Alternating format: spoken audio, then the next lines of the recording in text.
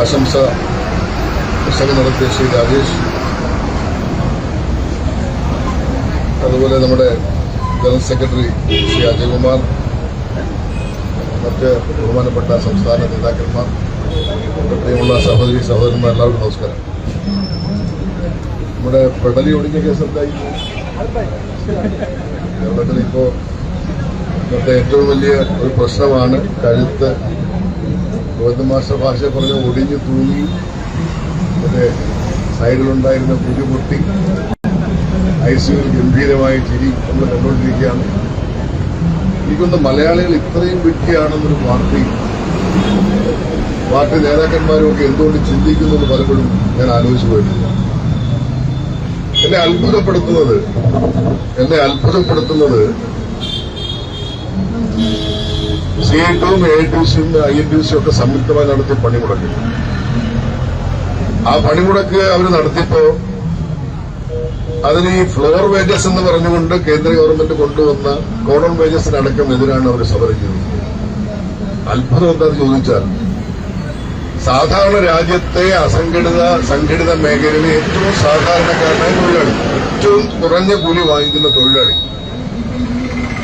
ആ തൊഴിലാളിയുടെ ലേബർ കോഡിലെ ഒരു കണ്ടീഷൻ എന്ന് പറയുന്നത് വർഷത്തിൽ 2 പ്രാവശ്യം വേരിയബിൾ DA ബേസിക് പേയോടൊപ്പം ചേർക്കും. അതായത് രാജ്യത്തെ ഏറ്റവും ചുരുങ്ങിയ ശമ്പളം വാങ്ങിക്കുന്നവർക്ക് വർഷത്തിൽ 2 പ്രാവശ്യം കൃത്യമായി, ഇത് സ്റ്റാറ്റ്യൂട്ടറിയാണ്, അതാണ് നിയമം, ക്രിമിനൽ കേസ് ചാർജ് ചെയ്യും എന്നാണ് അതിൽ ഫ്രെയിം ചെയ്തിരിക്കുന്നത്. അപ്പം 2 പ്രാവശ്യം മിനിമം വേജസിനൊപ്പം വേരിയബിൾ DA കൂട്ടുകയും 5 വർഷത്തിലൊരിക്കൽ കമ്പൽസറിയായി മിനിമം വേജസ് പുതുക്കുകയും വേണം. അപ്പൊ ഏറ്റവും ചുരുങ്ങിയ വേതനം വാങ്ങിക്കുന്ന തൊഴിലാളിക്ക് രാജ്യത്ത് 2 പ്രാവശ്യം വേരിയബിൾ DA കൊടുക്കുകയും 5 വർഷത്തിലൊരിക്കൽ ശമ്പളം പുതുക്കുകയും ചെയ്യണം എന്ന് നിയമം രാജ്യത്തുള്ളപ്പോൾ അതിനെതിരെ സമരം ചെയ്തവർ മിനിമം ഒരു മര്യാദ കാണിക്കട്ടെ. 37% DA കുടിശ്ശികയാണ് KSRTC. ഈ വേരിയബിൾ, ഈ DA എന്ന് പറയുന്നതിന്റെ മാനദണ്ഡം എന്താണ്? ഇപ്പോ സിമിലയിലെ സ്റ്റാറ്റിക്സ് ഡിപ്പാർട്ട്മെന്റിലെ ഏറ്റവും ചുരുങ്ങിയ പുകയില, ബീഡി, മദ്യം, അരി തുടങ്ങി രാജ്യത്തെ സർവ്വവിധമായ സാധനങ്ങളുടെയും ഫിക്സഡ് ബാസ്ക്കറ്റ് വഴി ശേഖരിക്കുന്ന വിലയുടെ അടിസ്ഥാനത്തിൽ അയാൾ വാങ്ങിക്കുന്ന ശമ്പളത്തിന് നഷ്ടമുണ്ടാകാതിരിക്കാൻ കോമ്പൻസേറ്റ് ചെയ്യുക, അല്ലെങ്കിൽ ആ വിലവർദ്ധനവിനെ സാധൂകരിക്കും വിധമുള്ള ആ DA നടപ്പാക്കുമ്പോൾ മാത്രമേ അയാളുടെ ശമ്പളം സംരക്ഷിക്കപ്പെടുന്നുള്ളൂ. അപ്പൊ 37% DA ലഭിക്കുന്നില്ല എന്ന് പറഞ്ഞാൽ അതിന്റെ അർത്ഥം എന്താണ്? വാങ്ങിക്കൊണ്ടിരിക്കുന്ന ശമ്പളം ഇന്നത്തെ വിലവർദ്ധനവുമായി ബന്ധപ്പെട്ട് ഏതാണ്ട് 40%-ലധികം, ഇൻഫാക്ട് ഏതാണ്ട് 50%-ലധികം നഷ്ടം സഹിച്ചുകൊണ്ട് അവർ ജോലി ചെയ്യുന്നു. ഈ മാർക്സിസ്റ്റ് പാർട്ടിയുടെ ഈ നയം എങ്ങനെയാണ്? ഞാനിപ്പോ എന്റെ മനസ്സിലേക്ക് വരുന്നൊരു ഓർമ്മ, ശ്രീമാൻ ആനന്ദരവട്ടം ആനന്ദനും ഞാനും കൂടി ഇവിടെ ഈ മെയിൻ ഗേറ്റില് പ്ലാന്റേഷൻ തൊഴിലാളിക്ക് വേണ്ടി ഒരു സമരം ചെയ്തു. അന്ന് എനിക്ക് തോന്നുന്നു പിണറായി വിജയൻ ഗവൺമെന്റിന്റെ കഴിഞ്ഞ 1ാം പിണറായി ഗവൺമെന്റിന്റെ അവസാന കാലഘട്ടമാണ്. അന്ന് ശ്രീമാൻ ആനന്ദരവട്ടം പറഞ്ഞൊരു വാക്കുണ്ട്, ആനന്ദൻ, ഞാൻ ആ വാക്കാണ് ആവർത്തിക്കാൻ ആഗ്രഹിക്കുന്നത്. ശ്രീമാൻ ആനന്ദൻ പറഞ്ഞു, ഞാൻ ബഹുമാനായ പിണറായി വിജയനോട് ആവശ്യപ്പെടുന്നത് നമ്മളെ അധികാരത്തിലയറ്റിയത് സാധാരണക്കാരായ തൊഴിലാളികളാണ് എന്ന് അങ്ങ് മറക്കരുത് എന്നായിരുന്നു ശ്രീമാൻ ആനന്ദന്റെ ആ വാക്ക്. പക്ഷേ ഗത്യന്തരമില്ലാതെ കൊണ്ട് പറഞ്ഞു പോയതായിരിക്കാം, വളരെ ഗത്യന്തരമില്ലാതെ. ഇന്ന് KSRTCയിലെ ഒരുപക്ഷെ എനിക്ക് തോന്നുന്നു കഴിഞ്ഞ ഏതാനും വർഷങ്ങളായി എന്നും സഹന സമരത്തിന്റെ മാർഗത്തിലൂടെ മാത്രം സഞ്ചരിക്കുന്ന, ഒരു മാസം പണിയെടുത്താൽ ഞാൻ പലപ്പോഴും പറയാറുണ്ട്, മറ്റൊരു സ്ഥാപനത്തിലെയും ജോലി പോലെ അല്ല KSRTC. കണ്ടക്ടർ ആയിക്കോട്ടെ, ഡ്രൈവർ ആയിക്കോട്ടെ, മെക്കാനിക് ആയിക്കോട്ടെ, ഏത് സ്ട്രീമിൽ ജോലി ചെയ്യുന്ന KSRTCയിലെ തൊഴിലാളിയെ സംബന്ധിച്ചും എല്ലും മുറുകെ പണിയെടുത്താൽ മാത്രമേ വീട്ടിൽ പോകാൻ കഴിയുള്ളൂ. മാത്രമല്ല ഓരോ സ്റ്റേ ചെയ്യുന്ന ബസ്സിലെയും അവരുടെ സാഹചര്യങ്ങൾ, കൊതുകടി കൊണ്ട് രാത്രിയിൽ ഉറങ്ങാതെ എത്ര ബുദ്ധിമുട്ടിയാണ്. ഇന്ന് സ്ത്രീ സമത്വത്തിന്റെ കാലം ആണ്. ധാരാളമായ വനിതാ കണ്ടക്ടർമാരും മറ്റും ജോലി ചെയ്യുന്നൊരു സ്ഥാപനം കൂടാണ്. അവർക്കെല്ലാം ഞാൻ പറയുമ്പോൾ അത് കൂടുതലൊന്നുമില്ല, മെൻസ്ട്രേഷൻ അടക്കമുള്ള ബുദ്ധിമുട്ടുകളുണ്ട്, നടുവേദനയുണ്ട്, പ്രയാസമുണ്ട്.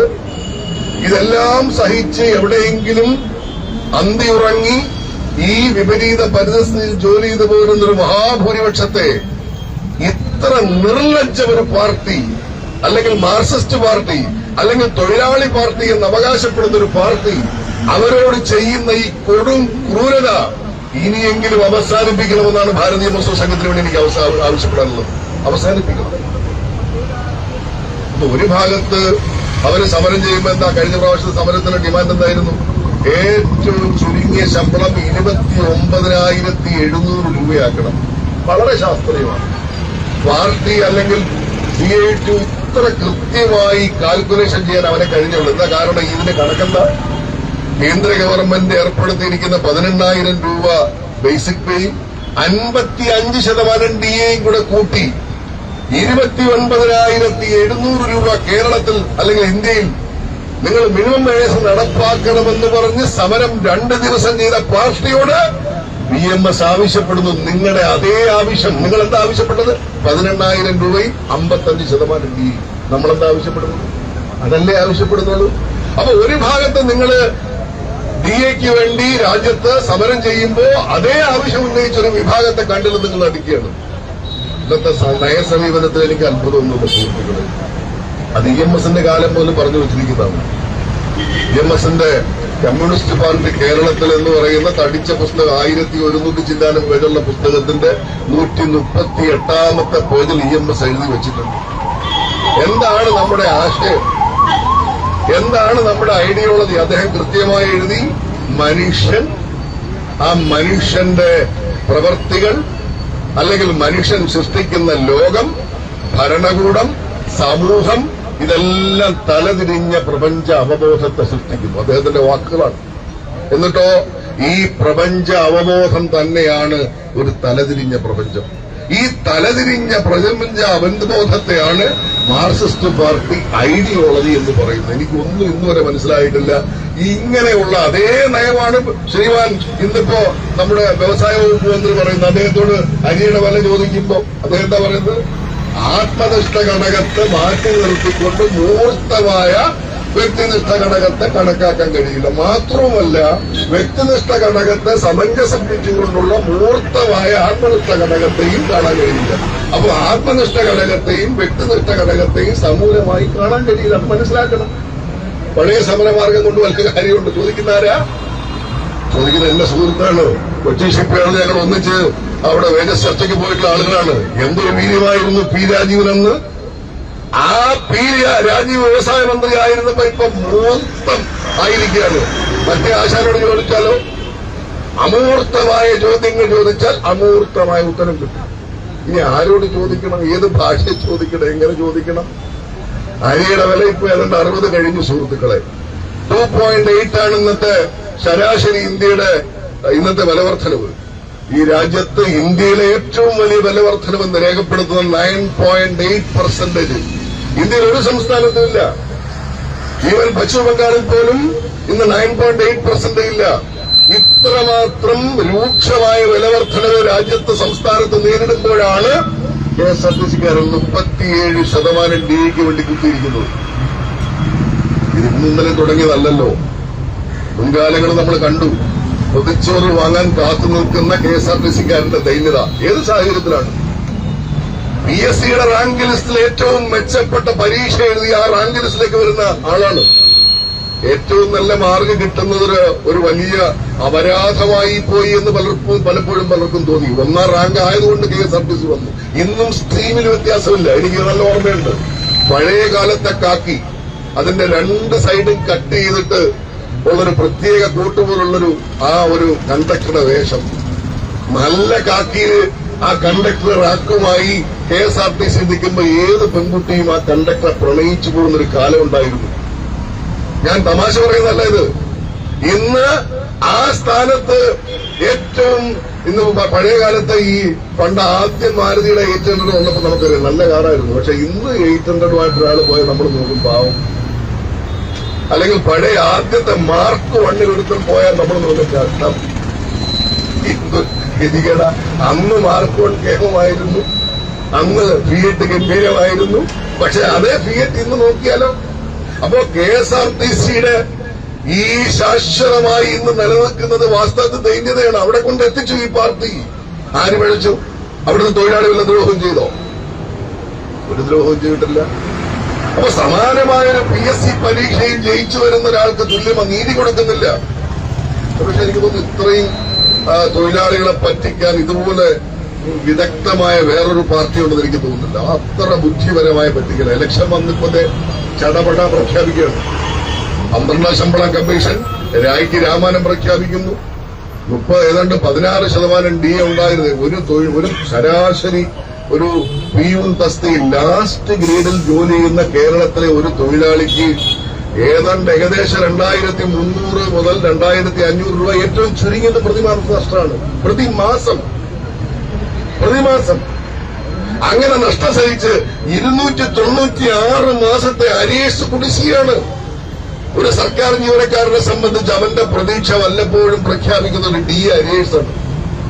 ആ DA അരിയേഴ്സ് എന്ന് പറയുന്നത് ഒരു മരീചികയായി PF-ലേക്ക് ലയിപ്പിക്കുകയാണ്. അങ്ങനെ 10 കൊല്ലക്കാലം കൊണ്ടുപോയി. ആ 10 കൊല്ലക്കാലം കൊണ്ടുപോയി ഇന്ന് വീണ്ടും വലിയ ബോർഡ് വന്നു. തുടരാം, നമുക്ക് തുടരാം. എന്തോന്നിനാ തുടരേണ്ടത്? വന്നപ്പം 30 ബാറായിരുന്നു. നിങ്ങളെ പഴയ പരസ്യമൊക്കെ ഒന്ന് കേട്ടാ, ഞങ്ങള് തുറക്കാൻ പോകുന്ന നിങ്ങൾ കൂട്ടിയ ബാറുകളല്ല, പിന്നെ സ്കൂളുകളാണ്. ഇന്നിപ്പോ എന്താ സ്ഥിതി? 30 ബാറുണ്ടായത് പൂർണ്ണമായി 1000 ബാറ് തികയാൻ ഇനി അതൊരു 4 ബാർ കൂടെ വന്നാൽ മതി 1000 ബാറാകാൻ. ഇന്നലെ വരെ ഉണ്ടായിരുന്ന ബാറിന്റെ സമയം വീണ്ടും കൂട്ടി. അത് 12 മണി വരെ ആകാം, വെളുപ്പാങ്കാലത്ത് 3 മണി വരെ ആകാമെന്നാക്കി. എന്താ കാരണം? ഇലക്ഷൻ എടുക്കുമ്പോ ഇലക്ഷൻ ഫണ്ട് വേണം. എവിടെയാണ് നീതി? എന്താണ് ഈ സർക്കാരിന്റെ നയം? അപ്പോ ഇന്നലെ വരെ ഈ 6 ലക്ഷത്തോളം വരുന്ന സർക്കാർ ജീവനക്കാരെ മുഴുവൻ പറ്റിച്ചു. ഇവിടെ അവരുടെ ഉറപ്പെടുത്ത വാഗ്ദാനം എന്തായിരുന്നു? നമുക്കെല്ലാം തന്നെ വാഗ്ദാനം എന്തായിരുന്നു? പങ്കാളിത്ത പെൻഷൻ ഞങ്ങൾ പിൻവലിക്കും. ഒരു വിഭാഗത്തിനല്ല, എല്ലാ വിഭാഗത്തിനോടും പറഞ്ഞു. പ്ലാന്റേഷൻ തൊഴിലാളികളെ എത്ര പ്ലാന്റേഷൻ കൂട്ടിക്കിടക്കെന്നറിയോ നിങ്ങൾക്ക് കേരളത്തിൽ? പ്ലാന്റേഷൻ തൊഴിലാളികൾ പട്ടിണിയിലാണ്. ലയങ്ങൾ ഇന്നും ചോർന്നലിക്കുകയാണ്. അവിടെ എല്ലാം കൊടുത്ത 10 വർഷം മുമ്പ് കൊടുത്ത വാഗ്ദാനമാണ്. ഞങ്ങൾ അധികാരത്തിൽ വന്നാൽ ചോർന്നൊലിക്കുന്ന ലയങ്ങളെല്ലാം പുതുക്കിപ്പണിയും. കൂട്ടിക്കിടക്കുന്ന പ്ലാന്റേഷനുകൾ തുറന്നു കൊടുത്തു. KSRTCയിൽ കൃത്യമായി ശമ്പളം കൊടുക്കും. അവർക്ക് റിവിഷൻ നടപ്പാക്കും. ഏതെങ്കിലും ഒരു കാര്യം ചെയ്യാൻ ഈ ഗവൺമെന്റ് തയ്യാറായില്ല. മറിച്ച് ഇന്നിപ്പോ നമുക്കറിയാം, നമ്മളൊരു വീട് വയ്ക്കുമ്പോ അതിന്റെ സെസ് കൃത്യമായി സർക്കാർ പിരിച്ചെടുക്കുന്നുണ്ട്. പക്ഷെ 16 മാസമായി നിർമ്മാണ തൊഴിലാളിക്ക് പെൻഷൻ ഇല്ല.